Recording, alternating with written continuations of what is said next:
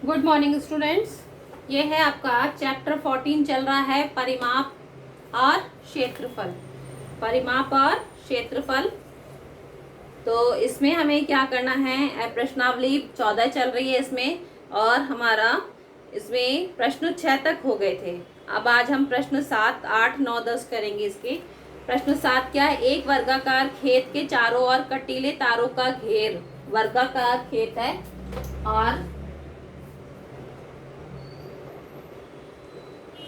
वर्गाकार खेत है, इसके चारों तरफ कटीले तारों का घेरा लगाने में 260 मीटर लंबे कटीले तार की आवश्यकता हुई, तो इस खेत की भुजा ज्ञात कीजिए। आपको इसमें जो इसके ऊपर जो तार पूरा जो लगाना था ना, उसकी तो आपको बता दी है, लेंथ लंबाई बता दी है। तो अब आपसे कहा जा रहा है कि एक इसकी लंबाई बतानी है, या मतलब इसकी एक भुजा का नाप बताना है आपको। ठीक है, तो कैसे करेंगे, इसके लिए प्रश्न 7 है ये आपका। आपको ये ध्यान रखना है, भुजा का परिमाप क्या, सॉरी, वर्ग का परिमाप क्या होता है।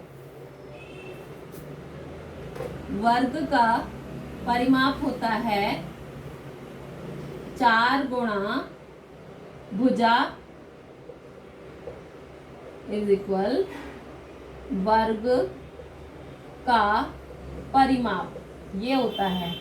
ये अब आप अच्छे से याद कर लीजिए।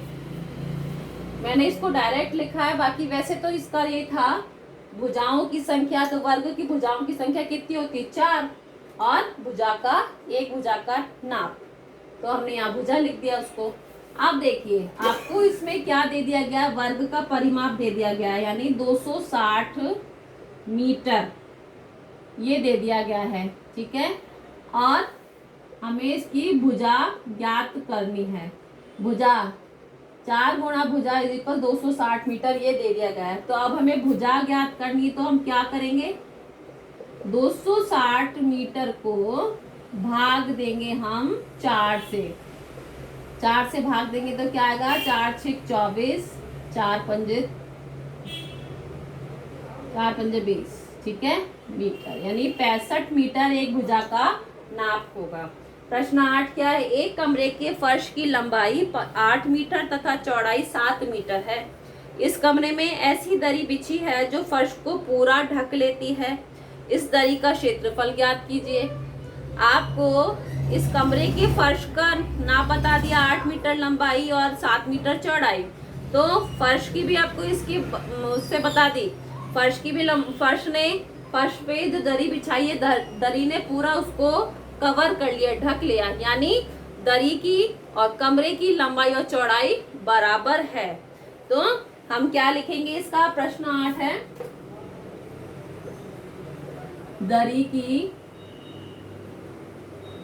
लंबाई कितनी हो गई, 8 मीटर, दरी की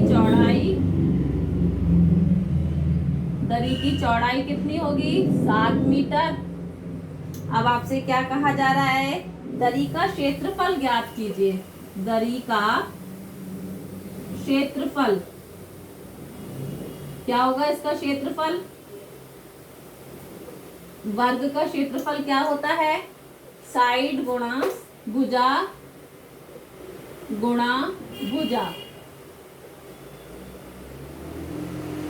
सॉरी वर्ग नहीं, ये तो आयत का है ना। हाँ, आयत का क्षेत्रफल क्या होता है, आयत का क्षेत्रफल क्या होता है, लंबाई गुणा चौड़ाई। क्षेत्रफल ध्यान देना, परिमाप नहीं है, क्षेत्रफल है ये।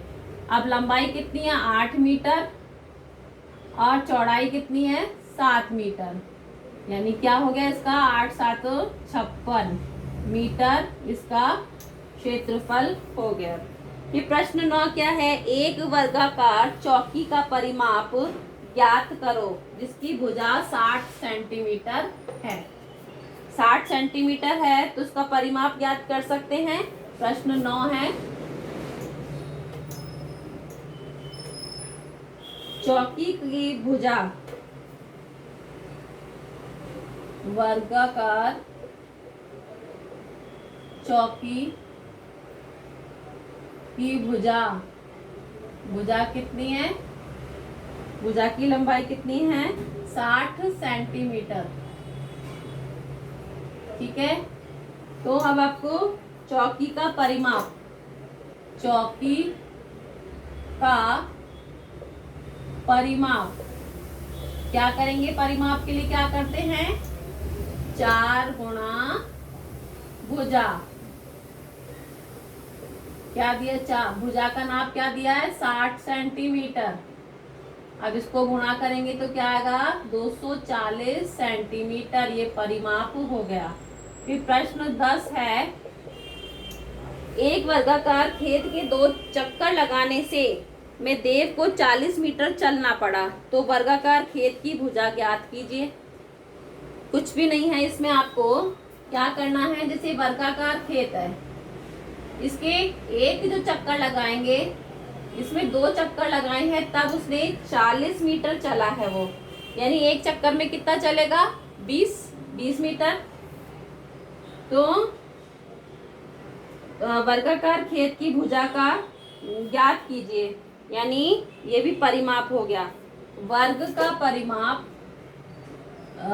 4 गुणा भुजा फिजिकल क्या हुआ, वर्ग का परिमाप।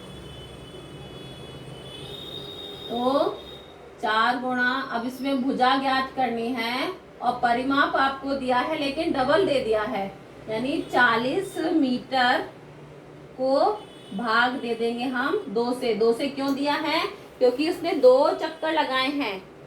ठीक है, 4 गुणा भुजा इज इक्वल कितना हुआ, 20 मीटर।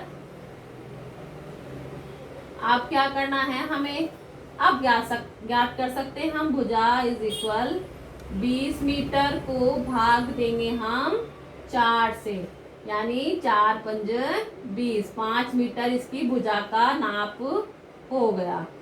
ठीक है, तो इस तरह से आपकी ये एक्सरसाइज कंप्लीट हो गई है। और आपका होमवर्क क्या है, रिपीट CW लिख लीजिए, यही वर्क करना है आपको, रिपीट CW इन नोटबुक, आपको ये नोटबुक में कंप्लीट करना है। Okay, thank you.